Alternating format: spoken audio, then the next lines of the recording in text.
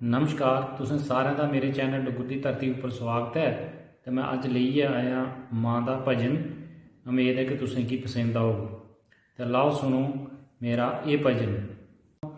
तेरे मंदरें दे बाहर झंडे झुलदे बेशुमार, आई नव रातरें दी वार, दर्शन दे ओ माता ओ शेरां वालिए माता।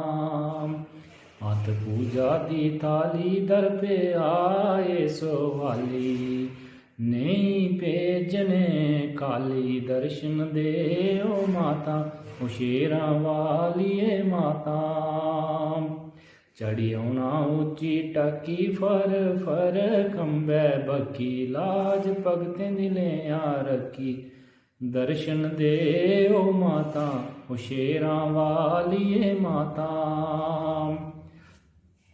ओ संगतां खड़ोतियां दरबार, एक बारी आया बार, बेड़ा इंदा करया पार, दर्शन दे ओ माता ओ शेरां वालिए माता।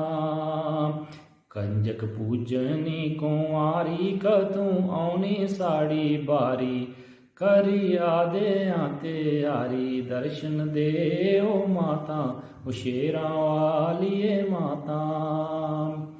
ओ कन्नै शीतला मां काली, चंडी बसदी नुक नाली, कोई जंदा नहीं है खाली, दर्शन दे ओ माता ओ शेरां वालिए माता।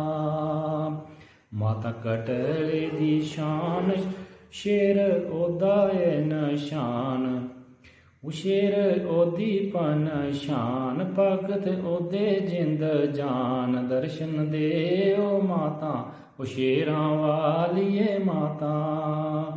दुश्मने दा नहीं चलै जोर, भारती दा कोई नहीं है होर, तेरे हत्थें मेरी डोर, दर्शन दे ओ माता ओ शेरां वालिए माता।